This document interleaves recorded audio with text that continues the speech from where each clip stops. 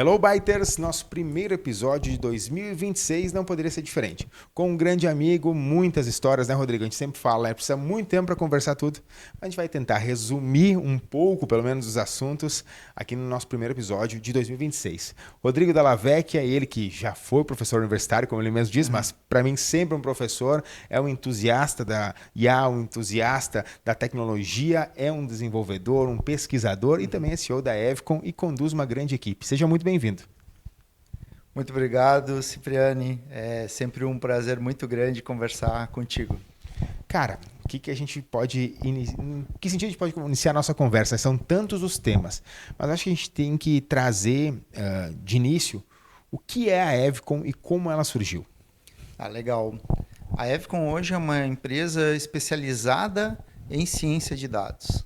Em ciência é o nosso foco, né? Quando a gente fala em ciência de dados, a gente está falando de Big Data, a gente está falando do cuidado com o dado, a gente está falando de modelagem matemática, pesquisa operacional e todas as técnicas de inteligência artificial também, né?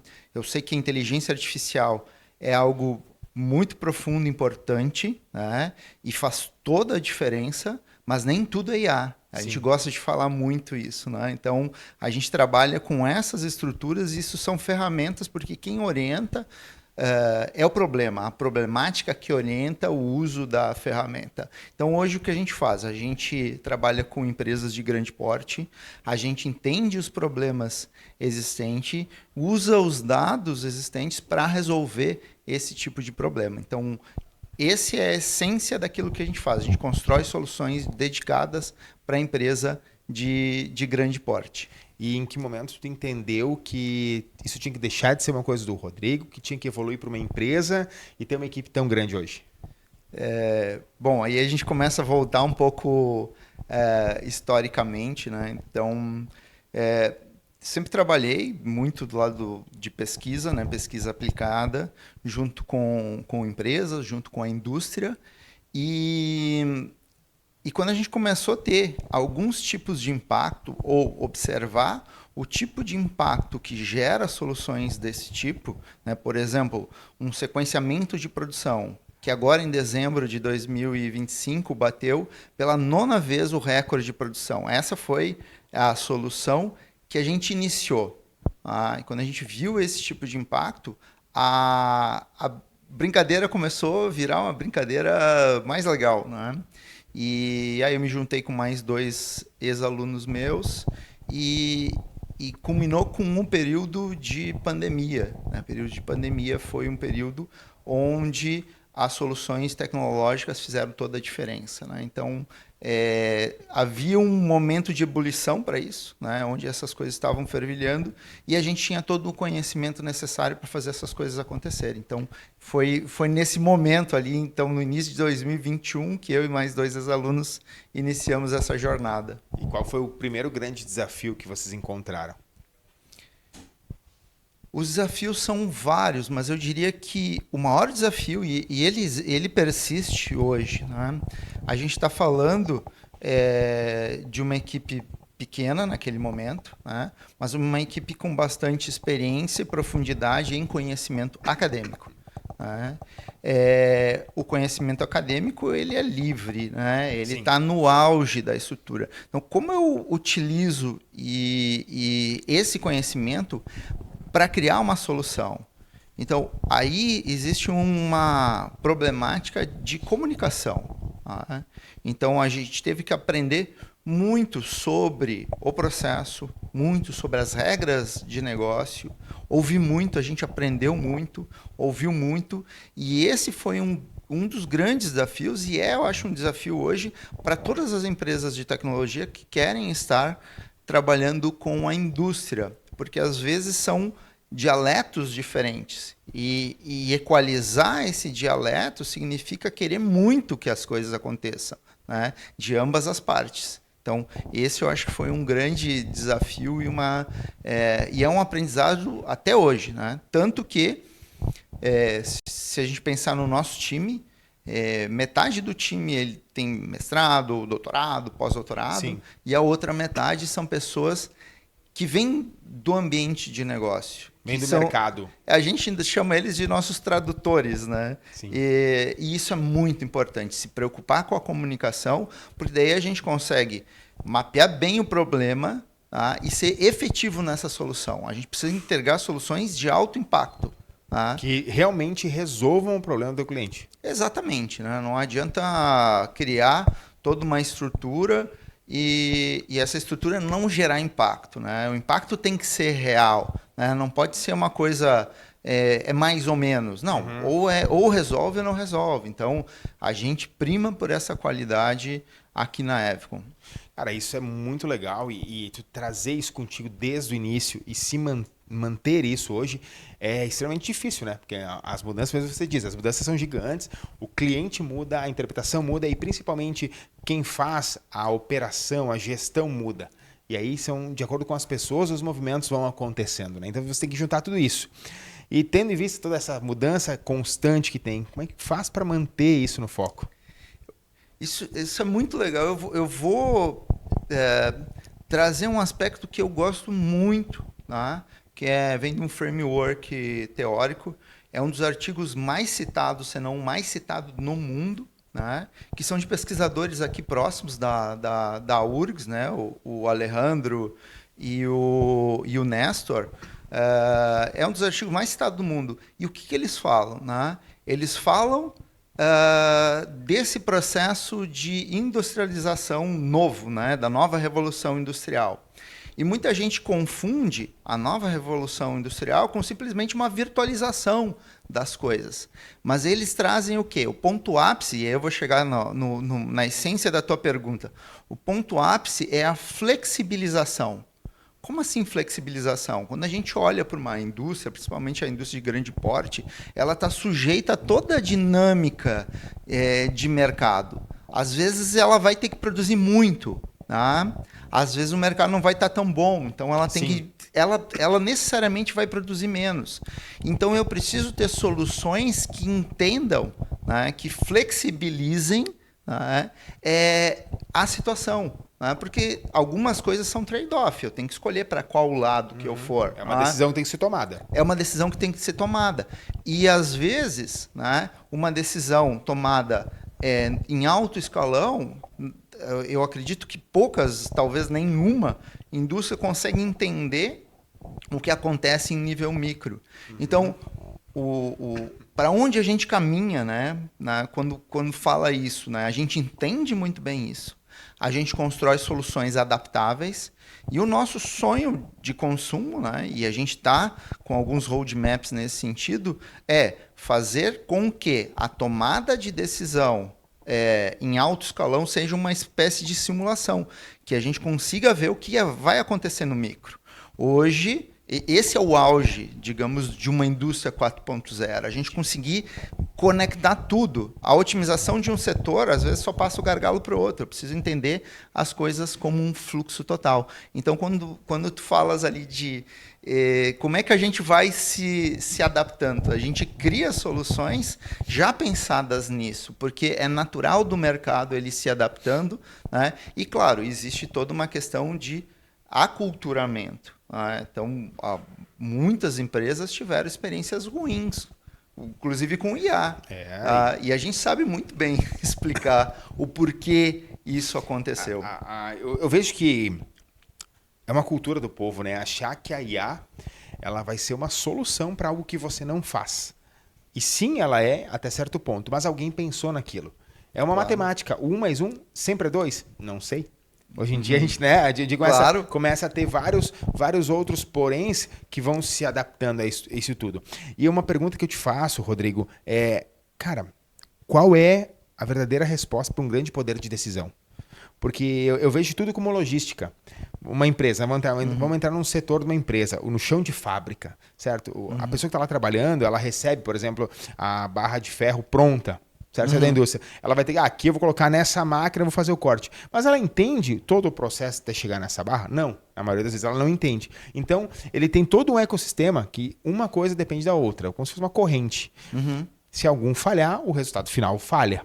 Claro. O poder de decisão que vocês tem ou que vocês concedem à empresa para que ela execute aquele trabalho, vai trazer um resultado.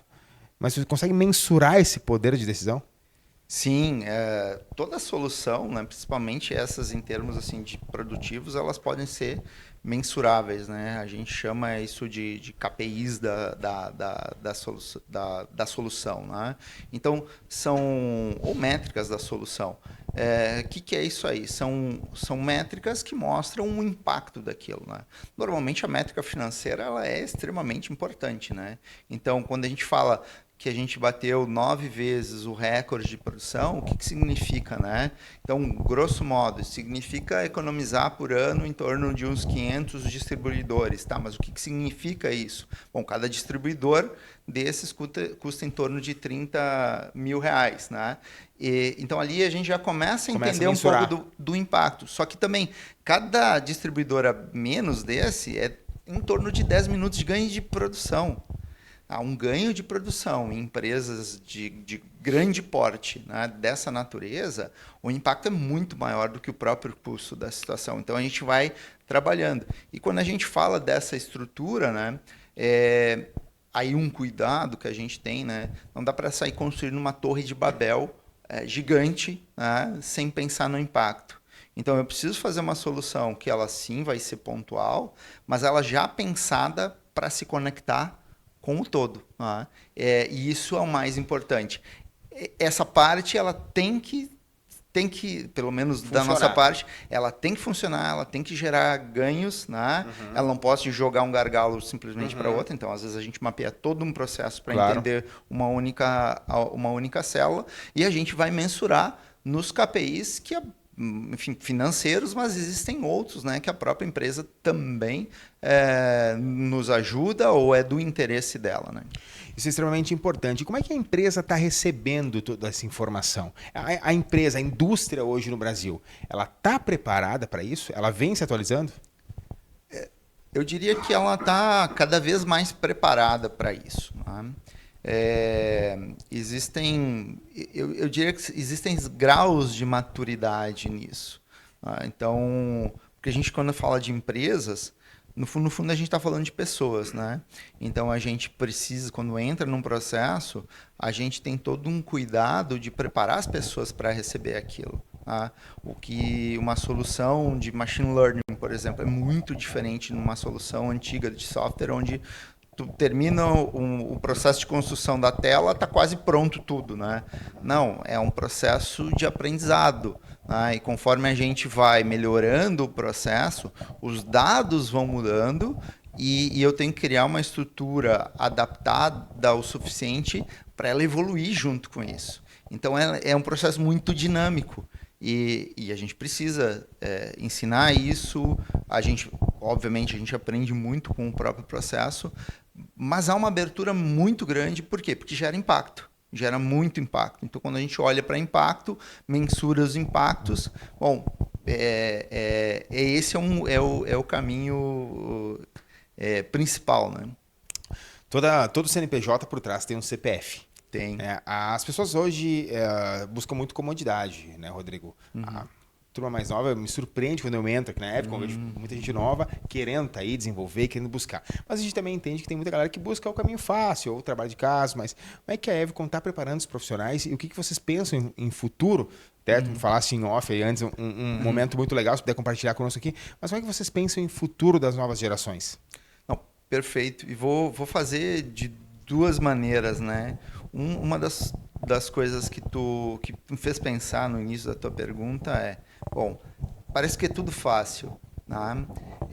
Existe uma expressão que eu não vou falar aqui, mas se eu coloco dado ruim, sai dado ruim. Não tem A boa com dado ruim.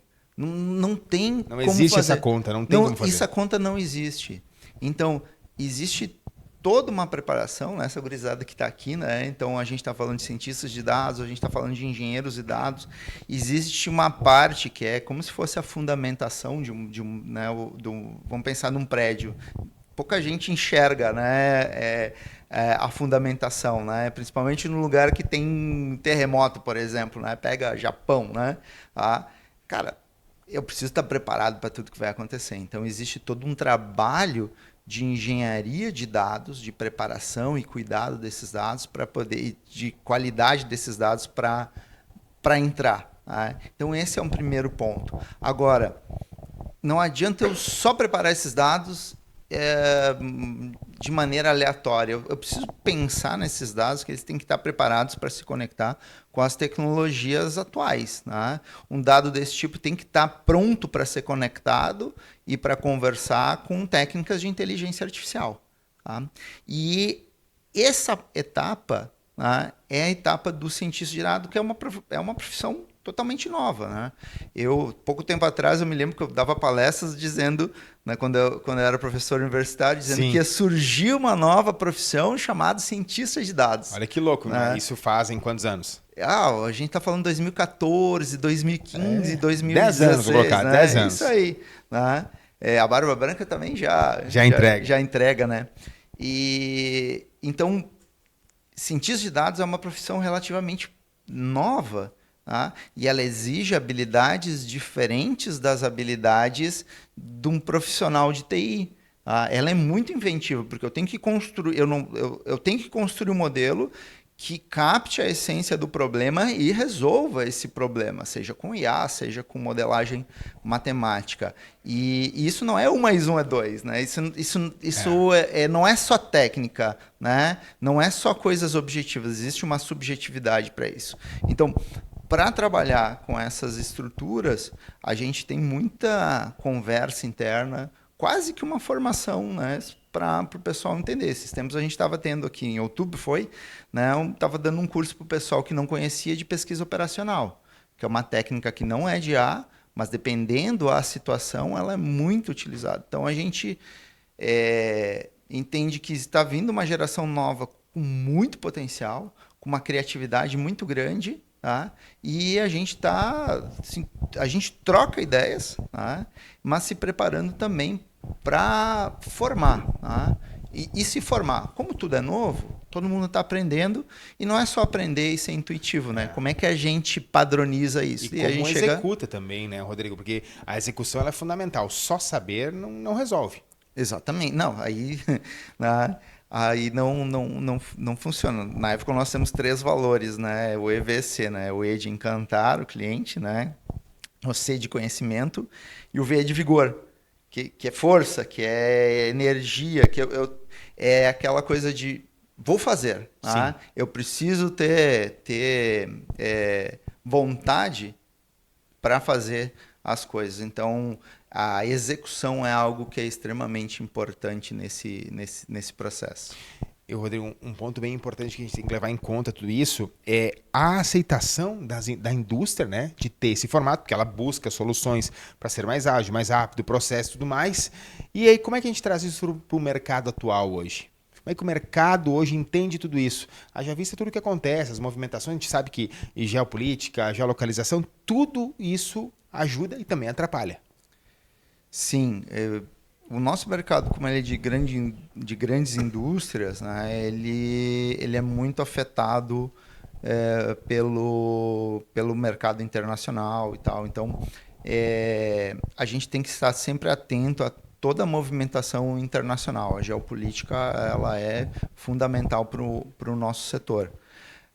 Grandes indústrias também já tiveram e a maioria delas já está numa caminhada de digitalização, de trabalho, que saiu daquele momento inicial de só experimentação, né? Então, eu diria que a ciência de dados como um todo, ela já saiu de uma fase de infância, de pré-adolescência, ela está indo já para uma fase mais adulta, de maturidade, né? E nesse momento, a gente sabe já o que dá certo, a gente sabe também o que deve ser evitado, né? E a grande indústria como um todo, ela também já está conseguindo entender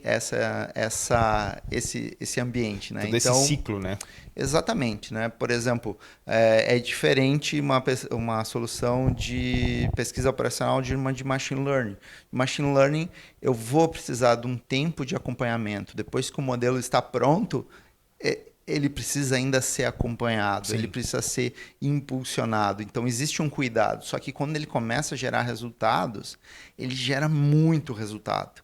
Então, essa caminhada, assim, essa persistência, ela já é um caminho onde a maior parte das indústrias de grande porte já entenderam, né? Não é, como a gente estava falando no início, né? Não é um deslumbramento em cima da Sim, IA. é uma realidade.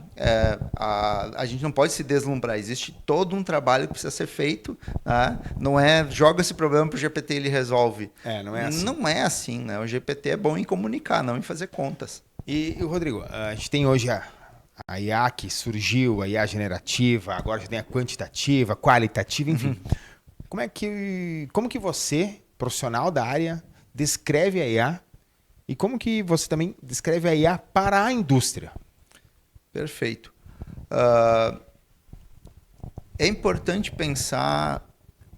Eu vou fazer uma brincadeira assim que eu gosto muito, né? De fazer, que ela explica um pouco, né? Isso. Pede para o teu coração parar agora. Não parou, né? Não morreu, ninguém morreu. Né? O que eu estou querendo dizer? O nosso cérebro, da maneira como ele é construído em camadas. Né? Essa parte que é a nossa parte consciente, ela não tem poder sobre todas as ações que tem no corpo. Né? Por exemplo, eu não consigo pedir para o meu coração parar, eu não tenho acesso a isso. Mas eu me comunico, eu posso ter, eu tenho uma consciência e um poder muito grande frente ao meu corpo, mas a parte consciente não manda em tudo. Tá? Quando a gente pensa numa IA do tipo generativa, ela é uma IA feita para comunicar. Tá? Agora, se essa IA tiver o poder de acessar uma situação, um coração da empresa, tá? Como ela trabalha com base também probabilística, ela pode pedir para parar o coração da fábrica, pode pedir para o alto forno, para isso. Então, quando a gente olha para a IA, a gente tem que entender assim, como eu crio toda uma estrutura de digitalização, onde cada funcionalidade, cada etapa, ela tem o seu cuidado. Né? Como eu isolo uma estrutura desse tipo para uma IA generativa, por exemplo, para ela não ficar fazendo conta, não é o papel dela. Tá? Mas ela pode acessar um instrumento cuidado, bem feito, bem estruturado, que daí vai fazer essa conta, que vai utilizar isso como um simulador. Né? Então, a ideia das IAs, né, e são centenas de técnicas de IAs, como eu junto elas, né, eu uso a potência máxima delas para cuidar desses setores e como eu faço para que uma IA generativa não tenha esse poder de parar o coração da indústria. Então, é um cuidado muito grande que tem que ser feito. Tá? Mas para onde se caminha? Se caminha para as coisas sim andarem dessa maneira e se caminha para algo que parece quase ficção científica, né? Mas para isso que eu ia te perguntar, qual é o próximo passo? Porque a gente está só evoluindo. Falávamos em bastidores, nós vimos ferramentas nascerem e agora estão morrendo ferramentas grandes. Qual é o próximo passo? Ótimo, né? Eu entendo e a gente está trabalhando muito nisso. Obviamente que existe uma jornada, né? São os habilitadores que a gente chama, né? Existe um conjunto de habilitadores para chegar nesse ponto, mas já é factível com as estruturas de hoje numa reunião de direção, uma das cadeiras, entre aspas, ser a própria indústria. O que eu estou querendo dizer com isso? Né? É possível hoje, né, fazer com que a fábrica interaja, haja de modo assim, proativo, a solução age de modo proativo com o interlocutor humano. Eu não sou a favor de uma IA tomar as decisões, ela tem que ser um simulador, né? Mas ela informar, agir, avisar, trazer alguns possíveis resultados, né? Literalmente interagir com as pessoas. Então, acho que a gente está indo muito para esse caminho, né? para as máquinas, os equipamentos, o próprio processo, né? As IAs que vão estar trabalhando com isso interagirem de modo proativo com as demais pessoas, dando insights e indicando possíveis melhorias. Muito se fala, né, que nós seremos dominados pela IA e muito se fala que nós seremos dominados por pessoas que entendem da IA. Qual que é a tua opinião sobre isso?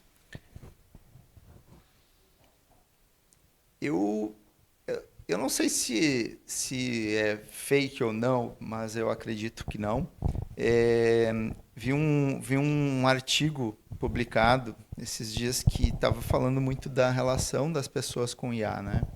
E aí o que esse artigo tentava mostrar, ou qual era a conclusão desse artigo? As pessoas que sem uma inteligência artificial generativa, por exemplo, né, lidavam bem, resolviam bem problemas, né, quando elas entraram em contato com essas ferramentas, elas se potencializaram o que elas faziam e continuaram resolvendo problemas. Tá? E as pessoas que tinham dificuldade em resolver problemas, elas, mesmo com uma ferramenta muito poderosa, né, elas não conseguiram interagir e chegar num nível maior, né? muito maior do que aquilo, né? Então então o que eu quero dizer com isso, né? Eu acho que é difícil falar o que está por vir, mas hoje, e eu acredito o que vem logo, as pessoas que sabem resolver problemas, né, que têm essa habilidade, vão se potencializar de modo muito forte, né, com o uso de IA. Então, eu não vejo assim, uma IA substituindo, eu vejo uma IA apoiando.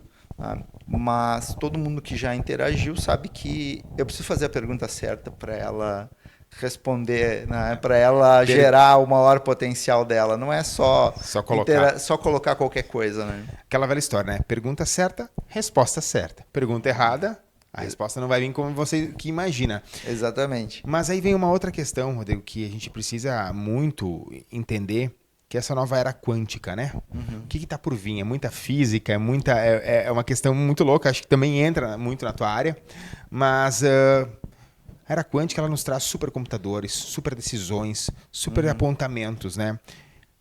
Estamos preparados? A indústria em si, que está lá, que trabalha com ferro, com minerais, agora a gente tem as terras raras, né? Que sempre foi comum, mas até ontem não eram citadas. Uhum. Quais são? O que está aí para vir? O que acontece agora, daqui para frente? Perfeito.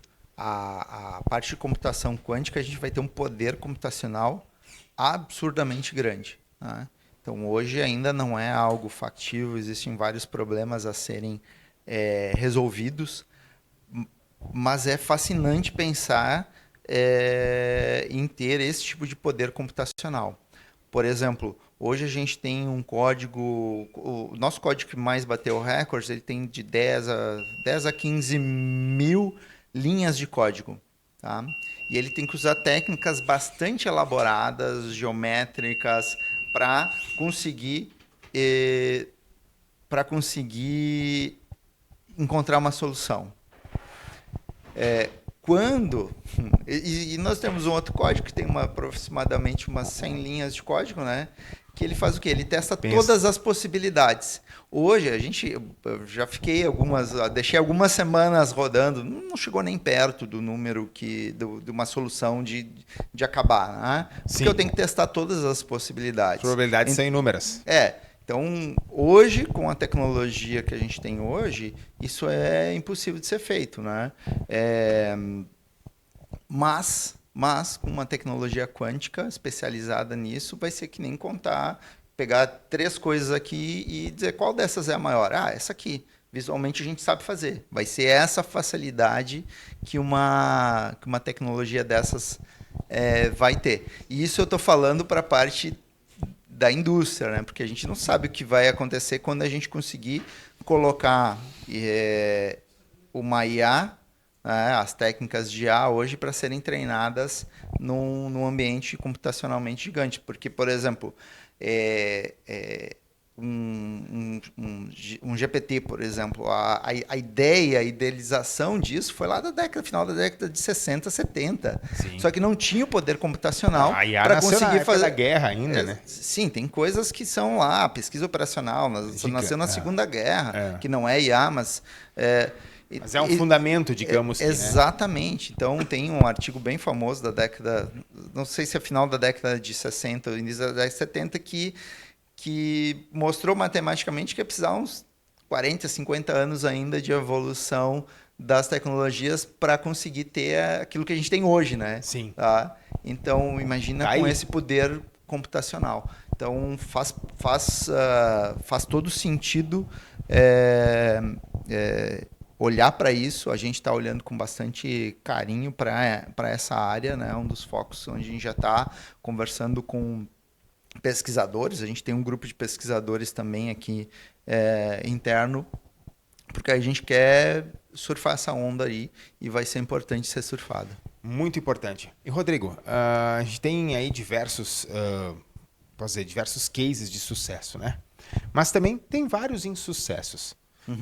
No teu decorrer, assim, tu já acompanhou algum insucesso de algo que diz assim, não, isso aqui vai dar muito certo, e aí, por alguma conta errada, por algum motivo errado, deu errado, mas aí hoje serviu de escola para alguma coisa?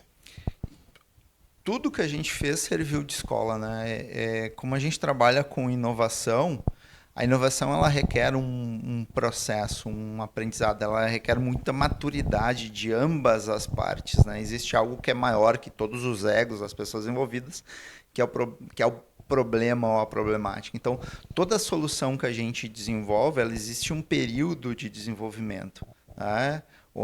E esse período de desenvolvimento o que significa? A gente se dá o direito de errar o máximo possível de vezes que a gente conseguir até acertar. Né? Então, construir soluções de inovação é isso, é dar a cara para bater todo dia. Tá? Então, a gente aqui, o que a gente faz? A gente tenta fazer com que o conhecimento coletivo ele chegue. Esse é um dos desafios de qualquer empresa, né? Na nossa não é diferente. O conhecimento coletivo ele chegue nas pessoas. Então, às vezes, a gente chama de sala de guerra. Cara, tem alguma coisa que está trancando aqui há mais tempo. Chama todo mundo, né? Quem conhece mais aquela área, quem não conhece também, é bom pessoas de fora, chama o cliente vamos entender isso. Vamos entender. Né?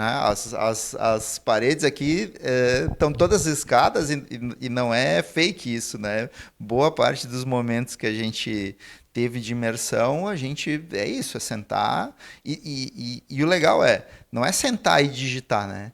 É sentar e pensar sobre o problema, é equacionar às vezes o problema, né? É muito mais profundo, né? Quando tu vai digitar, quando tu vai construir o código, significa que tu já tem uma ideia de caminho a ser resolvida. Então é um passo atrás. Cara, é legal eu te ouvir, te conheço há bastante tempo, até ter uma amizade fora daqui do microfone, fora da Eve e tudo mais. A gente vê esse crescimento, né, Rodrigo, de entender os passos. E aí você que vem da questão acadêmica, professor, vê uma oportunidade, é um negócio. Tem o lado do Rodrigo empresário também, né? Gestor, tá aqui, hoje empresa, logicamente, muito maior. Mas você se colocou em algumas situações daqui a pouco que você pensou assim, é o caminho, não é o caminho, vou desistir, vou fazer, ou sempre acreditou no propósito? E por que eu te pergunto isso? Porque o nosso podcast, além de ser informativo, que eu acho que é a maior ideia de todas, ele traz esses cases de sucesso, a gente quer falar disso, eu quero falar da Evco, mas também eu quero falar para aquele empresário que está em casa, nos assistindo, está em algum momento ali que ele está assim, vou fazer, não vou fazer. E eu pergunto também para uma empresa assim, quando chega o momento da tomada de decisão, para que eu tenho que olhar? Eu acho que a tomada de decisão, assim, empreender dói todos os dias. Eu diria que essa é uma frase. Quem está de fora, às vezes vê de uma maneira, mas assim, a gente tem que tomar decisões às vezes pesadas, né? E decisões importantes tanto para a nossa vida, né? Como empreendedor, né? Quanto para o cuidado que a gente tem com a própria empresa, né? E com os próprios clientes. Então, são decisões pesadas, né? E a gente não pode chegar, a gente tem um peso muito forte, a gente não pode chegar um cliente e dizer, não deu, né? Ou errou, Sim. sabe? A gente monta navios de 400 mil toneladas. Não dá para chegar lá para o presidente da China e dizer, ops, mandei errado. Errei o prompt. Então, empreender, no nosso caso, é ter uma pressão absolutamente grande e acordar o dia com força para sorrir, né? Sim. Mas as tomadas de decisões, por exemplo, eu tive em algum momento, num momento da minha vida, e assim, é um dos momentos bastante marcantes, eu fui 20 anos pesquisador. Estava numa universidade federal com mais, sei lá, 20, 25, 30 anos de salários garantidos, né?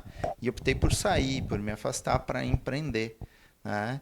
Onde é que a gente busca força para isso? Né? Então, parece piegas, né? Mas cara, a gente tem que olhar para dentro, né? Então, o que eu quero, né? Que jornada eu quero construir? Que história eu quero contar? Aonde eu vou chegar? Aonde eu vou chegar, sabe? Né? Com quem eu vou contar? Então, no fundo... Isso acho que se me permite uma adenda aqui. É quem vai estar comigo nessa jornada? Exatamente, sabe? Depois de um tempo a gente quer olhar, lembra? Porque a gente faz isso frequentemente, né? E aqui aqui na nossa sala tem vários símbolos que mostram isso, sabe? Tem um quadrinho ali que é da primeira cadeira de plástico que a gente comprou, primeira compra da Evcon, né? Então, todo mundo que entra na Evcon, a gente conta essa história, porque no início não tem glamour, né? Tem história de resiliência, né? E esses dias eu vi uma coisa assim que me marcou bastante, né? A diferença entre os dias de vitória, né, e os dias de reconhecimento. Que legal. E como é que é? O dia de vitória é aquele dia que tu tinha tudo para dizer um não, e a gente teve vários momentos disso, tudo para dizer não quero, não vou, não vai. E por algum motivo tu disse sim, eu vou aguentar mais um dia, vou mais persistir, um momento, vou conseguir. mais um momento. E esse dia normalmente é um dia solitário, é um dia que é uma decisão forte, é um dia pesado e a gente decide não desistir. A gente quase desistiu em 2021 da Evcon. Hoje a pessoa que nos ajudou, né, naquele momento, ela hoje é nossa líder de ciência de dados, né? E os dias de reconhecimento, é o que todo mundo que está longe vê, né? É uma premiação, que nem como a gente teve no passado, a gente teve muitas premiações. Ali é reconhecimento, não é a vitória. A vitória é quando lá atrás... Tu tomou a decisão. Quando a gente tinha que tomar uma decisão. O avô abriu mão de 20 anos de uma carreira... Consolidada, sólida, certeza. Como pesquisador. Aquela noite,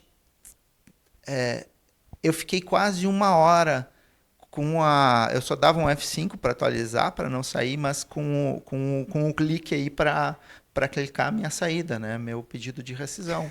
Uma hora olhando assim. Será que eu vou? Será que eu não vou? Passando todo um filme para trás e um filme para frente. Para mim, esse foi um dia de vitória. Foi uma decisão.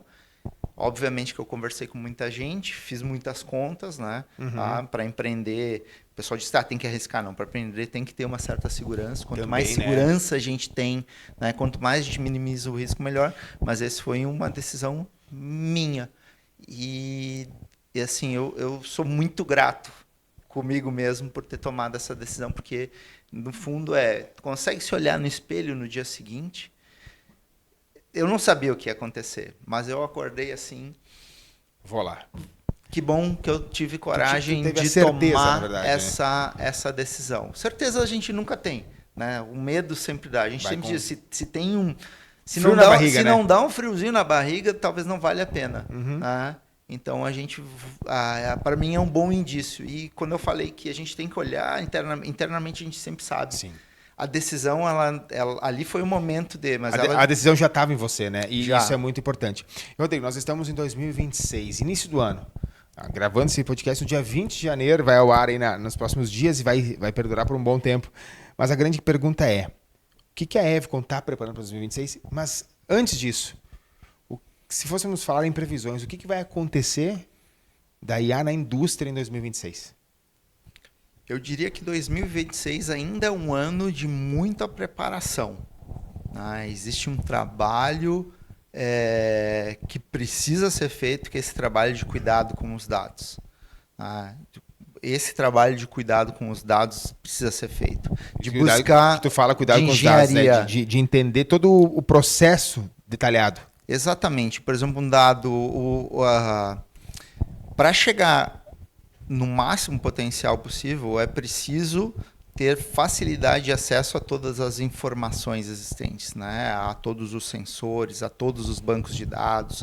Então, empresas de grande porte têm isso de modo, às vezes, não consolidado, né? Ou ele é consolidado numa única ferramenta que não tem alguns tipos de recurso, né? Então, eu acho que a indústria ela está reolhando para isso, não que ela não olhou, mas eu acho que ela está olhando agora com uma visão de maturidade maior, e isso eu acho um ponto bom, né? Muito bom, na verdade. Não, né? Muito assim, bom. As coisas precisam. É aí que tá toda a diferença, né? Por mais que falem, às vezes em 1000 linhas de código, a IA é 2 linhas de código. Ou 10 linhas de código que seja, sabe? Com alguns parâmetros, dependendo qual é a técnica, né? O resto é só preparação dos dados, né? Da entrada e uma preparação da saída para comunicar. Então, mas eu acho que vai ser um ano muito positivo, né? Que vai preparar o campinho ali para 2027, 2028 serem anos assim surreais de a gente olhar e pensar, isso parece ficção científica. Mas que diferença a gente vai ter? O que a gente vai poder sentir? O que a gente vai ver de diferente com essa mudança? Vamos pensar que os setores, as empresas de grande porte, ela tem setores, grandes setores, e às vezes esses setores, por vários aspectos, eles são mais isolados, né? Então, esses setores vão continuar tendo, mas hoje eles têm uma autonomia na tomada de decisão dentro da empresa, tá? O que vai acontecer em algum momento, né? Em alguns casos 2026, mas existe uma maturidade, é que esses setores vão entender como as tomadas de decisões de cada setor impacta o outro, tá? E aí isso vai ser muito importante. Por exemplo, um setor de vendas, às vezes, quando ele prioriza um cliente, tá? Às vezes tem motivos mais do que suficientes para isso, né? Nem tudo é financeiro, tá? Então, não é que ele não vai priorizar, mas às vezes a priorização de um cliente num processo produtivo mais complexo significa acabar com toda a lucratividade que aquele cliente gerou, né, durante os últimos anos, né? Então, hoje isso pode ser que aconteça, tá? E não existe uma visibilidade para isso, tá? Então, um setor de vendas entendendo do impacto, ele pode não só evitar como isso, mas também ajudar. Às vezes, olha, se eu comprei 90 toneladas, se eu comprasse 100 toneladas, já fechava um pedido de produção, já conseguiria maior, e faz parte do cara ia comprar do jogo, né? Vai jogar, ou por exemplo, pediu 60, pode ser 90 toneladas e depois a gente faz um outro pedido, porque assim cabe bem certinho na produção. Tá? Então, tu imagina essas áreas que, pelo momento, pelo histórico antigo, né, e por falta de recursos, elas tinham independentes, elas jogarem como um time, se apoiando e se ajudando e entendendo a tomada de decisão. Aí tu monta um time completo. É time vencedor, né? Sabe? Todo esse povo, todas as pessoas que tomam decisão, entendendo como elas podem se ajudar num processo produtivo. Muita equipe, né? Não, tu vira uma empresa imbatível. Sim. Tu vira uma empresa que não tem como o concorrente nem chegar perto. Então é fundamental que neste ano a IA nos ajude cada vez mais. Com certeza. A IA bem elaborada. Bem elaborada. Esse ano, vamos ver o que eu acho, né? Eu acho que a palavra mais legal, a expressão mais legal e mais odiada no final desse ano vai ser agentes de IA. Agentes de IA tem uma potencialidade absurdamente grande, que significa criar toda uma estrutura onde existe uma IA maior, numa estrutura que comanda, talvez nem em CGA, essa estrutura maior, né? Mas onde eu posso acionar especialistas, tá? E acionar recursos. Vai ter muita gente fazendo coisa avessa, vai ter muita IA mandando o coração parar, né? Mandando um processo produtivo parar. Então vai ter coisas estranhas, mas quem fizer bem feito isso vai ter um sucesso absoluto. Nossa, sabe, o potencial disso é espetacular. Então a gente pode dizer, Rodrigo, que em 2026 ainda é um ano de crescimento, é um ano de expansão, de conhecimento, de aprimoração, mas com certeza de ótimos resultados para quem souber fazer. Exatamente. Não, tem muita gente já colhendo, né? A gente não com os nossos clientes, a gente não está falando em plantar ainda, né? Sim. A gente está dizendo, vamos colher, né? Já estamos colhendo, já estamos pensando na próxima safra. Exatamente, sabe? Então, como é que a gente colhe mais? Como é que a gente pega mais resultados? Esse é o caminho, né? a ser trabalhado. Nos últimos um ano e meio, o nosso saving para os nossos clientes foi em torno de 500 milhões. Tá? É pequeno perto... De tudo que pode acontecer. É muito pequeno perto de tudo que dá para fazer ainda.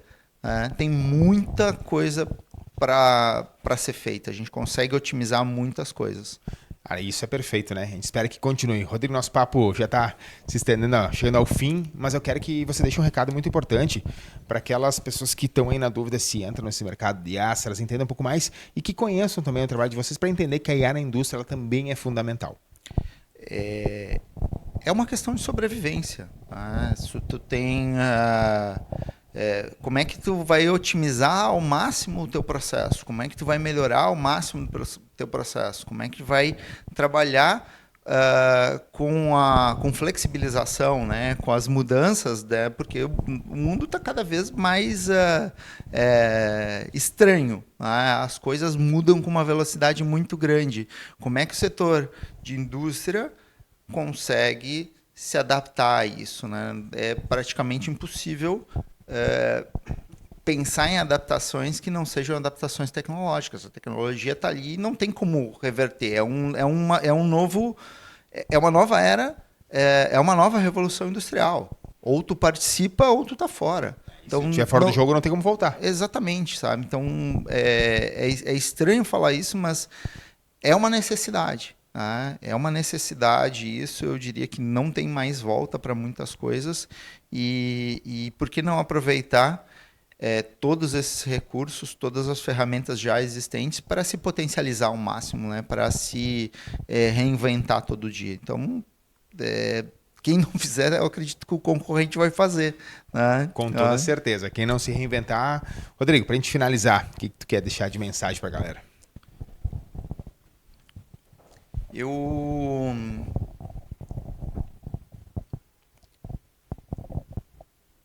Essa é uma pergunta mais profunda do que parece, né? Que mensagem a gente precisa deixar? O que eu gostaria de deixar? Fazer as coisas bem feitas. É isso que eu acho, né? Buscar qualidade nisso. Eu acho que tem muita gente... Todo mundo está falando em IA, e parece que tudo é IA, nem tudo é IA. Então, eu diria que o mais importante nesse momento é olhar para quem está fazendo as coisas sérias, para quem está fazendo as coisas bem feitas, prezar pela qualidade. A qualidade ela é fundamental, né? E pensar grande, né? Nessa estrutura. Mas o principal é cuidar com a qualidade daquilo que está se colocando, porque vai vir muita coisa estranha e a gente conversa com muitas empresas que tiveram experiências ruins com a tecnologia, né? Se a gente for olhar para tudo que é lugar, há vários artigos mostrando que algumas experiências não foram boas. Então, eu desejo que todo mundo tenha uma experiência boa, que tenha maturidade para entender o momento e que preze pela qualidade, porque ali é onde vai fazer toda a diferença. Maravilha. E você também está convidado a acompanhar a gente no nosso CCB Indústria, que é o podcast que fala que indústria, que a Gabi muito bem apresenta, né? Que traz aí diversos cases, né? De várias indústrias do Brasil todo para falar sobre essas dificuldades também, né? Novos desafios e também soluções apresentadas e o sucesso que ele faz parte, né? Seja ele bom quanto se deseja ou então não tão bom agora, mas com certeza vai te trazer resultados depois. Obrigado, Rodrigo. Eu que agradeço a oportunidade, estou sempre à disposição. Espero que a gente possa ter outras conversas, não só aqui, né? Porque esses são assuntos que vale a pena ser conversados, né? Pelo menos eu gosto muito. Obrigado. Com toda certeza. A gente segue por aqui e você também é o nosso convidado para conhecer mais da Evcom, também no nosso site, no cafécombytes.com.br, saber desse universo da indústria e da IA todo dia para você. Valeu, gente. Até a próxima.